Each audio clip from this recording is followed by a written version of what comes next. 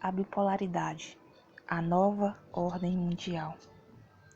Com o final da Segunda Guerra Mundial, temos a ascensão de duas grandes potências econômicas e armamentistas nesse período, que é os Estados Unidos da América e a União das Repúblicas Socialistas Soviéticas. Estados Unidos e União Soviética, que implementa uma nova ordem mundial no mundo. Que redundância, né? Onde eram feitos planos políticos, planos de reforma da Europa, pactos, a criação da OTAN para a defesa e cooperação militar entre os Estados Unidos e todos os aliados na Europa, o Pacto de Varsóvia, que foi pela União Soviética para estabelecer cooperação militar e tecnológica para enfrentar possíveis ataques dos capitalistas. Ou seja, eram planos políticos, eram planos ideológicos distintos que eram defendidos por um lado ou por outro. Enquanto um criava a OTAN, o outro criava o Pacto de Varsóvia. E tinham essas guerras indiretas, que era caracterizada a Guerra Fria por essas guerras indiretas.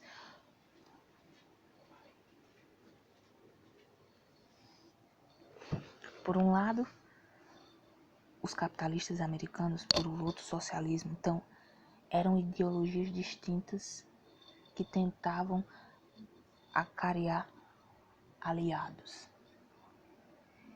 E nesse processo, o medo de uma nova guerra fazia com que eles criassem esses tratados e brigassem e lutassem e guerreassem sem guerras dentro dos seus próprios territórios.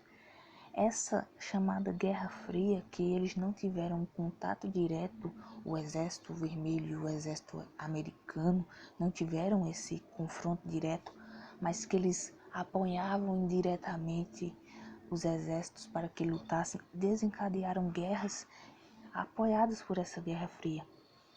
E o estopim para essa divisão do mundo, que foi criada pela essa divisão ideológica capitalista, socialista, União Soviética e Estados Unidos, foi a criação do Muro de Berlim, que separava Berlim em duas partes, a Alemanha, a terra de Adolf Hitler, onde após a guerra eles dividiram, mas que dividiram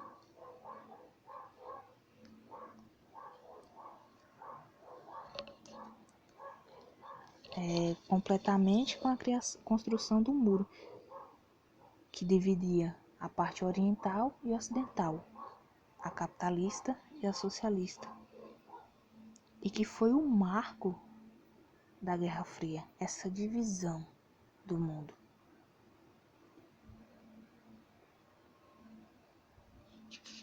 Em contrapartida, ascendia ao mundo a Grande China. Ela sempre foi um país que despertou os interesses de outras nações do mundo, britânicos, japoneses, franceses, russos. Porque, pensa aí, uma população gigantesca, forte produção, especiarias, porcelana. Aí não tinha um desenvolvimento de certas tecnologias.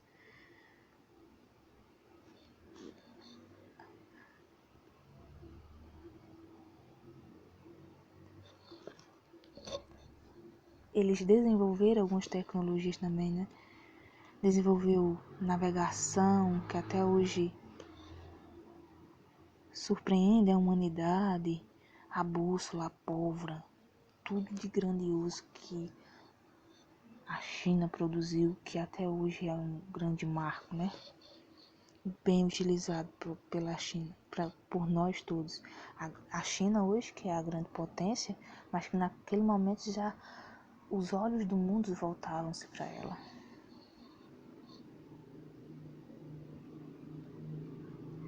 A dinastia Manchu, à frente do governo chinês, tentou manter essa política de isolamento, mas acabou fracassando.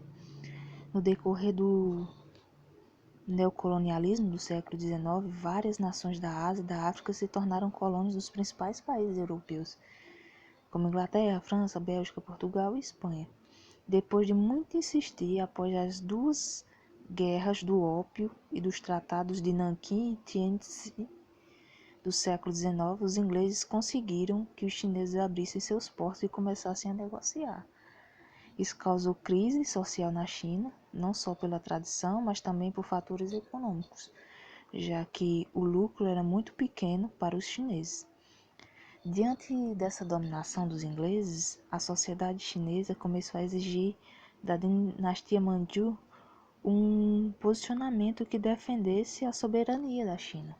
Isso não aconteceu, o que levou ao surgimento de dois grupos políticos de oposição. O Kuomintang, Partido Nacionalista, liderado por Sun Yat-sen, e depois por Chiang Kai-shek, e o Partido Comunista Chinês, o PCC, liderado por Mao Tse-tung. Eles dominaram a China em momentos distintos, com uma rivalidade que levou a grandes embates. Mao Tse-tung foi o líder do Partido Comunista Chinês, sendo o principal responsável pela Revolução Chinesa, que instalou um regime comunista. Acreditava que a revolução só seria possível a partir dos campos. Organizou um governo centralizador, sem liberdade individual e coletiva. Em contrapartida, suas políticas econômicas fortaleceram a China, levando a um grande desenvolvimento, além de políticas públicas e de inclusão social. É só de pensar que, há 50 anos atrás, a China estava dentro de uma grande crise econômica, onde a maioria da sua população era pobre e passava fome, e hoje, com todo o processo e organização que eles mantiveram, se criou a maior potência econômica atual, em que é o berço da produção mundial, de todos os sentidos, e um dos maiores consumidores mundiais de todos os tipos de produtos também. Após a Segunda Guerra Mundial, o panorama da China já apresentava diferenças decisivas. Chiang Kai-shek, do Kuomintang, tentava sobreviver aos ataques japoneses. Os comunistas se fortaleciam nos campos, redistribuindo terras entre os camponeses e originando um exército mais forte e consolidado. Esse conflito foi influenciado pela Guerra Fria também, como eu disse. Guerras indiretas que não envolviam diretamente nem a União Soviética nem os Estados Unidos. A União Soviética passou a apoiar os comunistas e os Estados Unidos apoiaram o Kuomintang. E em 1º de outubro de 1949, os comunistas conquistaram a cidade de Pequim e expulsaram o Kuomintang, cujos membros se refugiaram na ilha de Taiwan, que até hoje é um problema, instalando uma república chinesa. Já a China continental ficou sob total domínio de Mao Tse-tung, que organizou a República Popular da China. A morte de Joseph Stalin em 1953 mudou os rumos do comunismo no mundo. Diante disso, Mao Tse-tung buscou a autonomia política, não obedecendo mais às orientações da Internacional Comunista. Eliminou violentamente a oposição e lançou 2 campanhas estruturais na China que visavam aumentar o apoio popular ao regime comunista. Foram elas a campanha das 100 flores, política desenvolvida em 56 para aproximar o povo chinês do regime comunista, e a campanha do Grande Salto para a Frente, em 1958. Esse projeto tinha viés de criar um modelo comunista de organização econômica com comunas agrícolas populares, cuja produção era controlada pelo Estado. Com o passar do tempo, o socialismo chinês foi tomando rumos diferentes do soviético, e Mao Tse-tung se afastando dos russos. Mas, o fracasso da campanha Salto para a Frente, Mao Tse-tung perdeu espaço no Partido Comunista. E em 1966, para reafirmar sua autoridade e reviver o espírito revolucionário, estabeleceu a Revolução Cultural Proletária, usando o comunismo como base de toda a educação e a cultura, resultando em grande parte da cultura tradicional chinesa foi destruída e a sociedade entrou em caos. Mais de 1 milhão de pessoas morreram sob a violência dessa revolução. Rebeliões eclodiram, mas Mao Tse-tung conseguiu contê-las. Sua saúde, porém, se deteriorou e ele acabou morrendo em 1976. Isso proporcionou a chegada do poder de Deng Xiaoping, um moderado que visou acabar com a ditadura e o autoritarismo na China, fazendo um governo mais aberto economicamente. Estabeleceu as relações com o sistema capitalista, ao mesmo tempo que mantinha o controle do Estado na economia e na política, além de não admitir o fluxo de capital externo. A China mostrava sua veia capitalista, mas sem se afastar do regime comunista.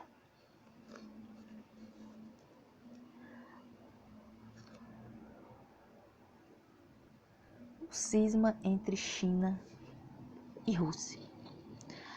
A Revolução Xinhai, que depois o governo imperial chinês e promoveu a república, foi o resultado do empenho de uma geração que se aproximou dos discursos revolucionários europeus.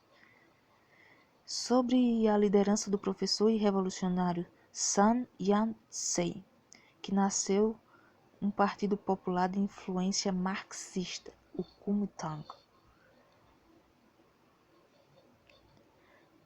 Entretanto, a substituição de regime imperial pelo republicano não foi total e muito da antiga estrutura foi herdada na nova república.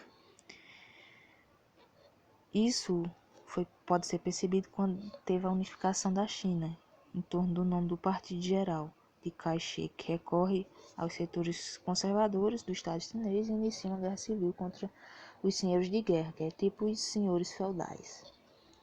E o comunismo, e os comunistas, né? O Partido Comunista da China, formado em 1921 por dissidentes do Kuomintang, que alegavam o afastamento dos ideais socialistas pregados por Sun Yat-sen, enfrenta as tropas do Kuomintang, que formam o exército liderado por Mao Tse-tung e Zhou Enlai, a uma retirada conhecida como Longa Marcha. A vitória do Partido Comunista da China sobre o Kuomintang, como a gente já viu, em 1949, e colocando Mao Tse-tung e o maoísmo como modelos alternativos ao stalinismo soviético. O maoísmo é o Mao Tse-tung no poder. Mas, como a gente viu, os ideais do Mao Tse-tung não eram diferenciados do pensamento marxista clássico adotado pela União Soviética. Coloca o camponês em lugar de destaque nas lutas de classe. Isso tornava o discurso de Mao Tse-tung mais próximo de realidades como a latino-americana, pouco industrializada e essencialmente agrária. E serviu de suporte ideológico para grupos como a Frente Sandinista de Libertação Nacional da Nicarágua. Em 1955, a China se recusa a entrar no Pacto de Varsóvia, que é aquele lá que a União Soviética está juntando forças para sua Guerra Fria com os Estados Unidos, né? Em contrapartida à criação da OTAN. O programa militar da União Soviética, o Pacto de Varsóvia. A tensão aumenta após uma nova recusa em 1957 para participar de uma coexistência pacífica no bloco capitalista. No campo econômico, o grande salto para frente foi o projeto que visava a independência alimentar industrial chinesa, causou atritos entre Mao Tse-tung e o líder soviético da época, Nikita Khrushchev.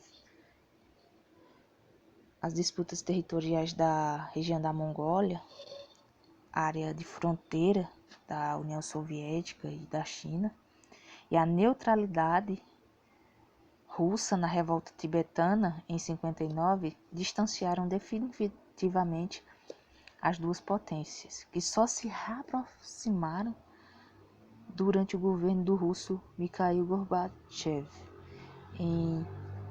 de 1985 a 1991, ou seja, quase perto do final da Guerra Fria.